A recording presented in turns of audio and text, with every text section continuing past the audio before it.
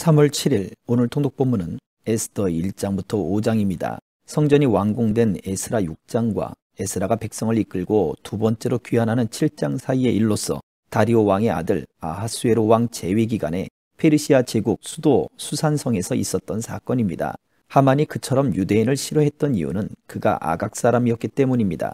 대대로 이스라엘 자손의 대적이었던 아말렉 족속의 왕족이었습니다. 그래서 자신에게 고분고분하지 않았던 모르드게뿐 아니라 그의 동족인 유다 사람들 모두를 진멸할 계획을 세웠던 것입니다.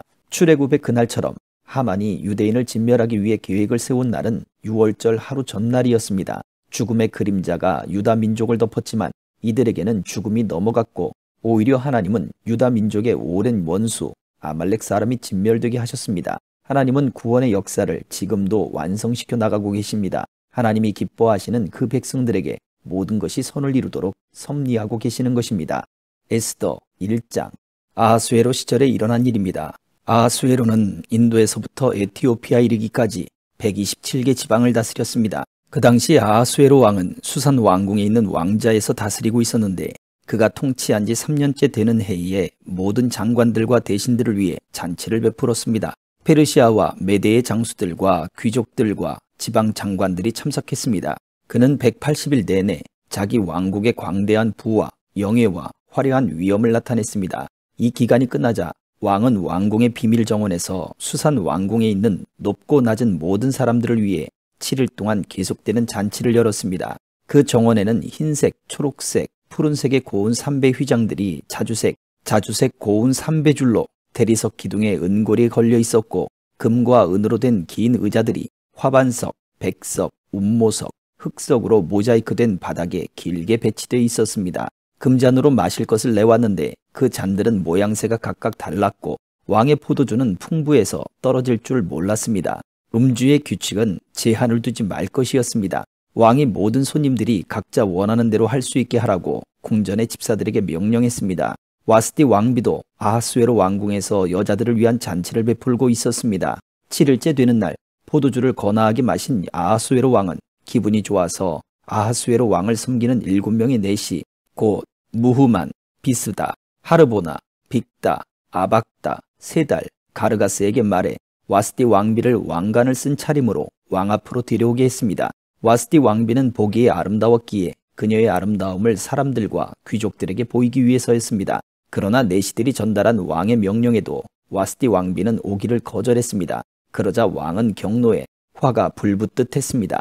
왕의 규례와 법률의 전문가들에게 묻는 것이 관례였기 때문에 왕은 사례를 아는 박사들에게 물었습니다. 페르시아와 메대의 7 귀족들인 가르스나, 세달, 아드마다, 다시스, 메레스, 마르스나, 무무가는 왕을 가장 가깝게 모시는 사람들로 왕과 대면할 수 있었고 왕국에서 가장 높은 자리를 차지하고 있었습니다.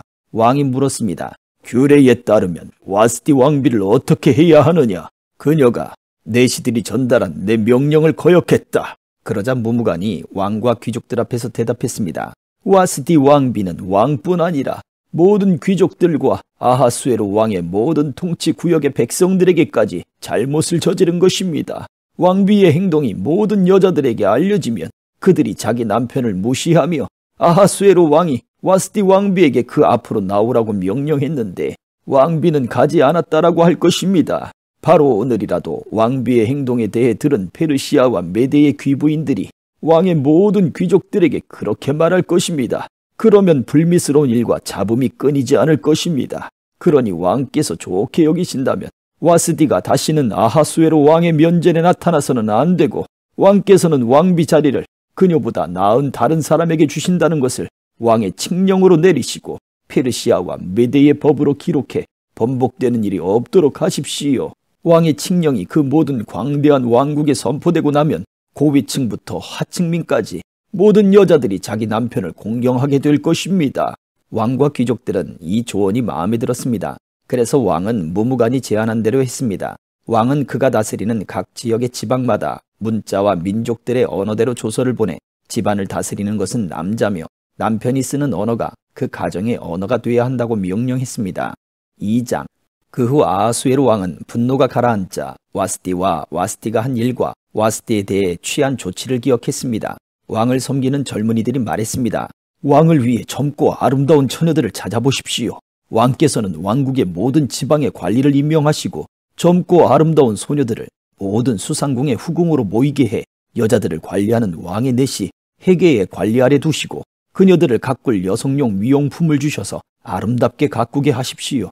그러고 나서 왕께서 보시기에 마음에 드는 소녀를 와스디를 대신해 왕비로 세우십시오. 왕은 이 조언을 흡족히 여기고 그대로 따랐습니다. 그때 수산 왕궁에 한 유다 사람이 있었는데 그의 이름은 모르드게였고 베냐민 지파 사람으로 기스의 증손이며 시므이의 손자이며 야일의 아들이었습니다. 기스는 바벨론 왕 느부갓네살이 예루살렘에서 유다 왕 여호야긴을 포로로 잡아올 때 함께 포로로 잡혀온 사람이었습니다. 모르드게에게는 하다사 곧 에스더라는 사촌 여동생이 있었습니다. 그녀는 부모가 없어서 모르드게가 기르고 있었습니다. 소녀는 아름답고 사랑스러웠습니다. 부모가 죽자 모르드게가 그녀를 자기 딸로 삼았습니다. 왕의 명령과 칙령이 공포되자 많은 소녀들이 수산 왕궁으로 불려들어가 헤게의 관리 아래 있게 됐습니다. 에스더도 왕궁으로 이끌려가 여성들을 관리하는 헤게에게 맡겨졌습니다. 헤게는 에스더가 마음에 쏙 들어 특별한 대우를 해주었습니다. 헤게는 에스더에게 신속히 미용품과 특별한 음식을 주었고 왕궁에서 뽑힌 7명의 하녀들을 붙여 후궁의 가장 좋은 곳으로 옮겨주었습니다. 에스더는 자기의 민족 배경과 집안 배경을 밝히지 않았습니다. 모르드게가 밝히지 말라고 명령했기 때문입니다. 모르드게는 에스더가 잘 있는지 무슨 일은 없는지 알아보려고 날마다 후궁뜰 앞을 거닐었습니다. 이제 소녀들은 차례대로 아하수에로 왕에게 들어가기 전에 여자들에게 정해진 규례대로 12개월 동안 아름답게 가꾸어야 했습니다. 곧 6개월 동안은 몰약 기름으로 6개월 동안은 향수와 여성용 미용품으로 가꾸었습니다. 이렇게 해야만 왕에게 나아갈 수 있었고 그때는 원하는 것은 무엇이든 다 줘서 후궁에서 왕궁으로 가지고 들어갈 수 있었습니다. 소녀가 저녁 때 그리로 들어갔다가 아침에 나오면 후궁을 관리하는 왕의 내시 사아스가스가 후궁으로 데려갔습니다. 그리고 왕이 마음에 들어 이름을 불러주지 않으면 왕에게로 다시 들어갈 수 없었습니다.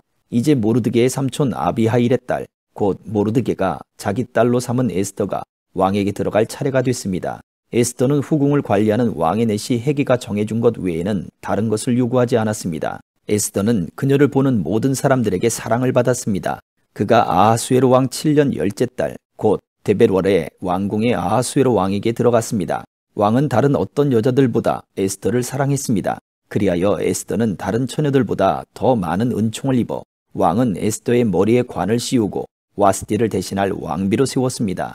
그리고 왕은 귀족들과 신하들을 불러 큰 잔치를 베풀었습니다. 에스더를 위한 잔치였습니다. 그는 각 지방의 휴일을 선포하고 왕의 직함에 어울리는 선물을 보냈습니다. 두 번째로 처녀들을 모집할 때 모르드게는 왕의 문 앞에 앉아 있었습니다. 한편 에스더는 모르드게가 그녀에게 당부한 대로 자기 집안과 민족에 대해 밝히지 않았습니다. 에스더는 자신을 키워준 모르드게의 가르침을 계속 따르고 있었습니다.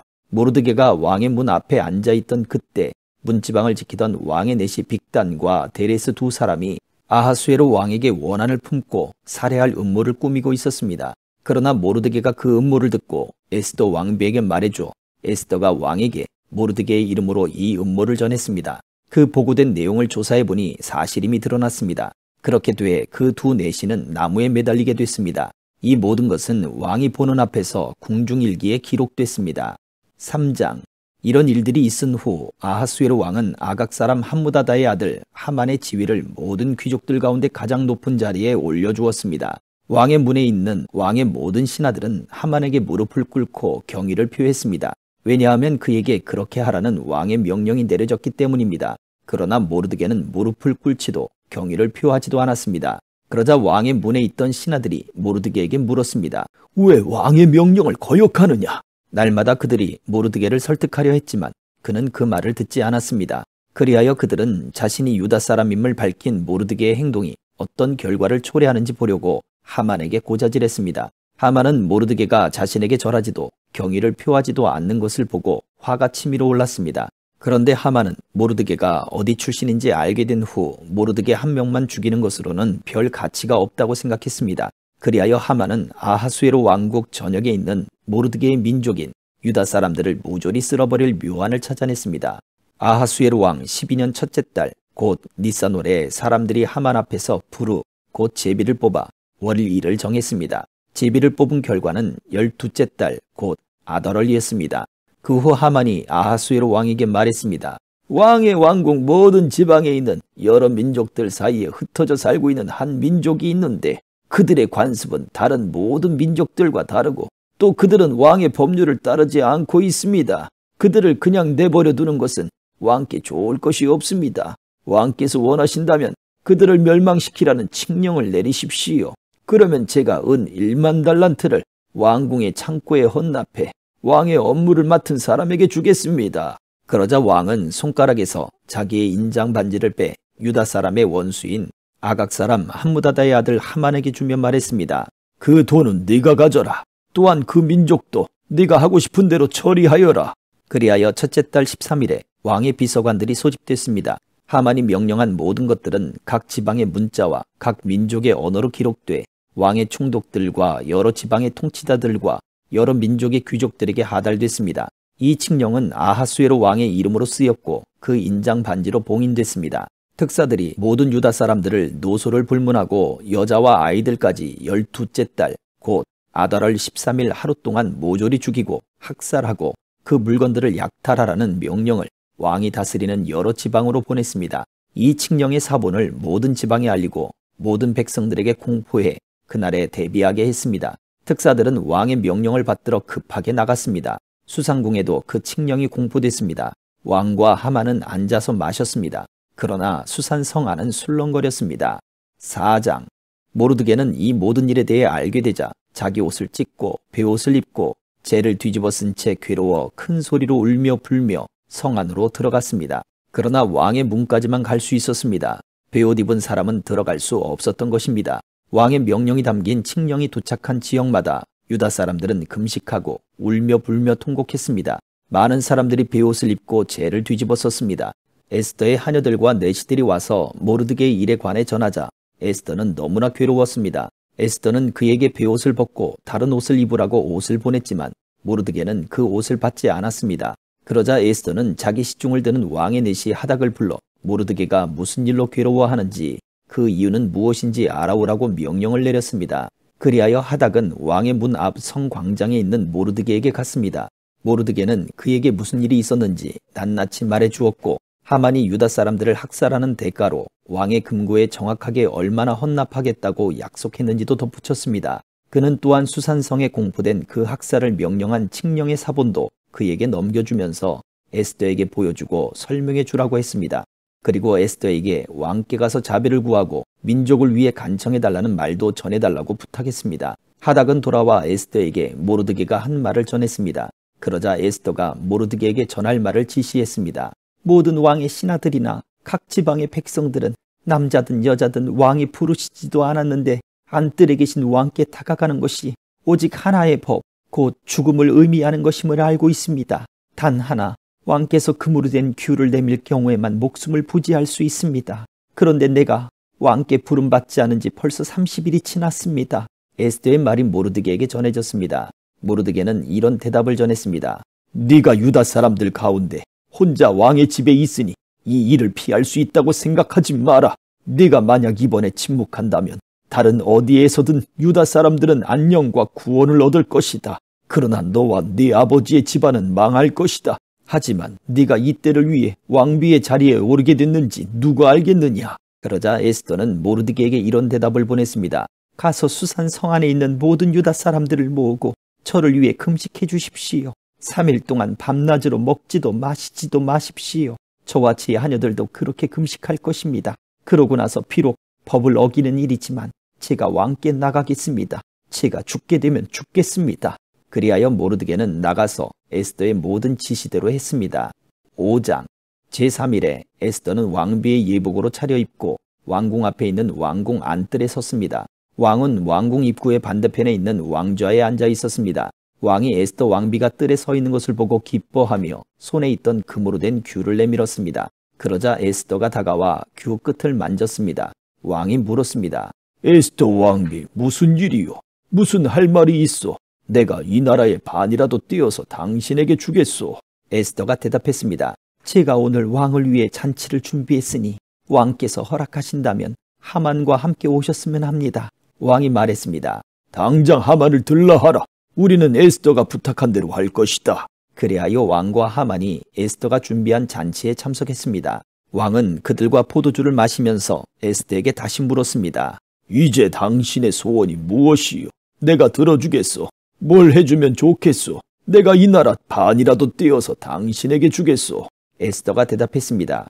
제 소원, 제가 부탁드릴 것은 이것입니다. 제가 왕께 은혜를 입고 왕께서 제 소원을 이루어주시고 제 부탁을 들어주시기를 좋게 여기시면 제가 잔치를 준비하겠으니 왕께서는 하만과 함께 와주시기 바랍니다. 내일 제가 왕의 말씀대로 하겠습니다. 하만은 그날 기쁘고 기분이 좋아 밖으로 나갔습니다. 그러나 왕의 문 앞에 있는 모르드게가 눈에 들어왔습니다. 그런데 모르드게는 하만을 보고 일어서지도 않았고 두려운 기색도 없었습니다. 하만은 모르드게를 보고 화가 끓어올랐습니다. 그러나 하만은 꼭 참고 집으로 돌아갔습니다. 자기 친구들과 아내 세레스를 부른 하만은 많은 재산과 많은 아들들, 왕이 자기를 얼마나 존중해 주는지, 다른 귀족들이나 대신들보다 얼마나 높은 위치에 있는지 자랑했습니다. 그러고는 덧붙였습니다. 그런데 그게 다가 아니야. 에스더 왕비님께서 준비한 잔치에 왕과 동반으로 초대된 사람이 나 말고 더 있겠어. 그리고 왕비님이 내일도 왕과 함께 오라고 초대하셨어.